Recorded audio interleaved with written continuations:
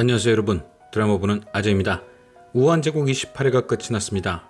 드디어 도대체 왜 신주경이 서희자가 된 것인지에 대한 설명이 들어있던 과거 서사가 끝이 났고 장기훈에 대한 복수를 진행 중인 현재 시점으로 돌아왔는데요. 신주경은 장기훈에 대한 복수를 다짐하며 장 회장이 물려준 우한제국의 지분을 탈탈 털어 복수를 준비했습니다.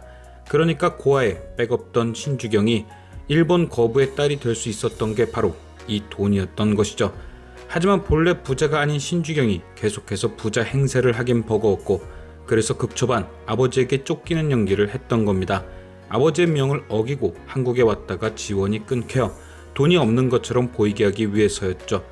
그냥 1, 2회를 봤을 때는 잘 이해가 가지 않았던 것들이 과거서사 이후에 모두 이해가 되었습니다. 하나부터 열까지 신주경의 치밀한 계획이었던 거죠.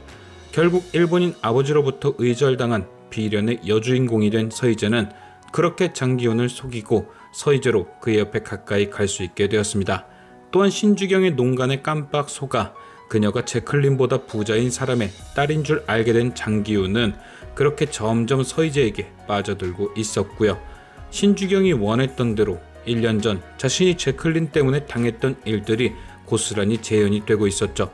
신주경은 이렇게 야금야금 장기훈과 제클린의 틈에 끼어들어 둘을 갈라 놓을 텐데요. 그 이유는 두 사람이 처음부터 비즈니스 관계였기 때문에 장기훈을 무너뜨리기 위해선 그에게 가장 큰 도움이 되는 제클린을 치워버려야 한다고 생각했겠죠.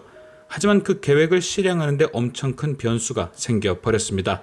바로 제클린이 장기훈을 진짜로 사랑하게 돼버린 것.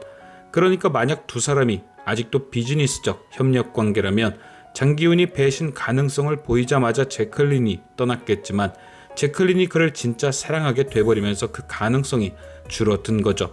왜냐? 사랑하는 만큼 장기훈을 이해하는 폭도 커졌을 테고 웬만하면 용서를 해줄 가능성도 생겼을 테고 무엇보다 사랑하는 만큼 집착이 생겨 장기훈에게 되레 또 달라붙어 있으려는 가능성도 커지게 되죠.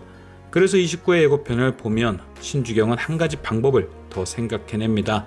제클린이 장기훈을 사랑하게 돼서 떼어냈는데 힘들어졌다면 이번엔 반대로 장기훈이 제클린을 버리는 방법도 함께 사용하기로 한 거죠. 바로 나승필이 제클린과 함께 있는 장면을 장기훈이 보게 만들어 그도 제클린을 의심하고 배신감을 갖게 만드는 겁니다.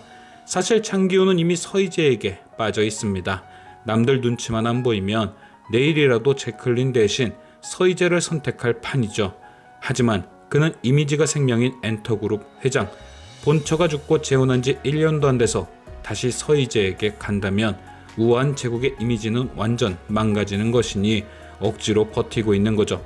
그런데 때마침 제클린이 먼저 의심받을 빌미를 제공하면 장기훈은 지금이 기회다 싶어 분명 그녀를 멀리하고 흔들릴 게 뻔합니다. 신주경은 바로 그걸 노리는 거죠. 그런데 저는 왠지 이 다 된 밥에 나승필이 죄를 뿌리지 않을까 걱정이 되는데요. 아시다시피 나승필이 신주경을 돕는 건 자신과 제클린의 복수 때문에 신주경이 피해를 받기 때문입니다. 그러니까 그가 현재 신주경의 편이 맞긴 하지만 엄밀히 따지면 신주경보단 제클린과 더 가까운 사이인 거죠. 함께 장기훈에게 복수를 하는 죽은 여자친구의 동생이니까요. 오늘 28회에서도 등장했듯이 그래서 나승필은 신주경의 복수를 도우면서도 한편으론 제클린을 더 걱정합니다. 저는 이것이 결국 중요한 순간에 신주경에게 독이 될 듯한 거죠. 사랑하는 여자친구의 동생을 지키기 위해 나승필이 신주경을 배신할 가능성도 충분해지니까요. 과연 나승필과 신주경은 끝까지 힘을 합칠 수 있을지. 지금까지 시청해주신 여러분께 감사드리며 아재TV는 또 다른 리뷰로 돌아오겠습니다.